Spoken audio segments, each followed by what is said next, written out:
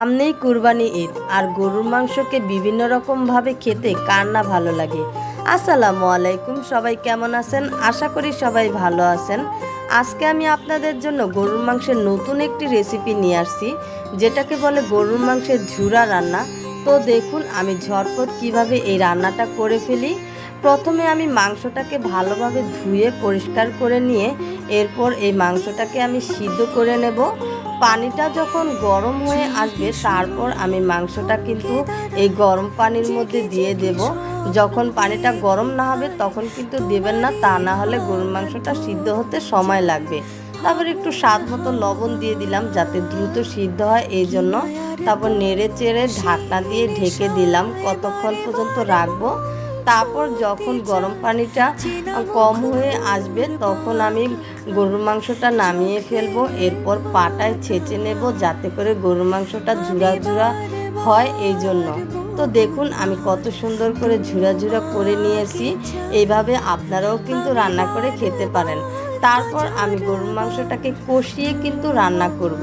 তারপর গরম কড়াইয়ের মধ্যে তেল দিয়ে দিলাম, তারপর আদা রসুন বাটা দিয়ে দেব, তারপর পেঁয়াজ বাটা দিয়ে দেব, তারপর দুটা তেজপাতা দেব, স্বাদ মতো লবণ দেব, হলুদ মরিচের গুঁড়া 1 চা চামচ করে দিয়ে ভালোভাবে কষিয়ে এই গরুর মাংসের ঝুরাটা রান্না করব।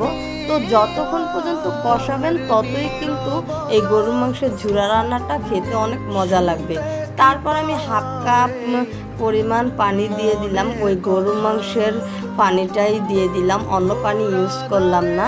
আর পানি কিন্তু আমি এতটুকুই ব্যবহার করব, আর পানি ব্যবহার করব না। পানি পানি থাকলে কিন্তু গরুর মাংসের ঝুরা রান্নাটা অত মজা লাগবে না এই জন্য। তারপরে দেখুন আমি ভালোভাবে কষিয়ে নিতেছি অনেকক্ষণ। তো আমি 5 মিনিট কষিয়ে নিয়েছি। তারপরে আমি ওই মাংস সিদ্ধটা দিয়ে দিলাম এর মধ্যে। তারপরে আমি অনবরত নাড়তে থাকবো এই জন্য যাতে করে নিচে না লেগে যায়, কারণ এর মধ্যে তো আর কোনো পানি ইউজ করব না এই জন্য। তারপরে একটু দারচিনি আর এলাচি লাস্টে দিয়ে দিলাম। পর আমি নাড়তেই থাকবো যতক্ষণ পর্যন্ত এটা শুকনো শুকনো ভাব না হয় ততক্ষণ পর্যন্ত। তারপর 1 চা চামচ জিরের গুঁড়া দিয়ে দিলাম। তারপরে আমি আবারও নাড়লাম, অনেকক্ষণ নাড়তে থাকবো। পরে যখন শুকনো শুকনো ভাব হয়ে আসবে তারপরে এটাকে নামিয়ে ফেলবো। তো দেখুন আমার মাংসটা হয়ে গেছে। তারপরে দেখুন আমার ফাইনাল লুক, মাংসটা কেমন হয়েছে অবশ্যই কমেন্টে জানাবেন। আর আপনারাও কিন্তু ঘরে বসে এরকমভাবে রান্না করে খেয়ে দেখতে পারেন। তো আমরা গরুর মাংসকে অনেক রকম করে খেয়ে দেখি, তো এইভাবে একটু খেয়ে দেখি না কেমন হয়। আর এই রান্নাটা কিন্তু রুটি দিয়ে, ভাত দিয়ে বা মুড়ি দিয়েও কিন্তু খেতে পারেন এই গরুর মাংসটা। তো আপনারা ভালো থাকবেন, আল্লাহ হাফেজ।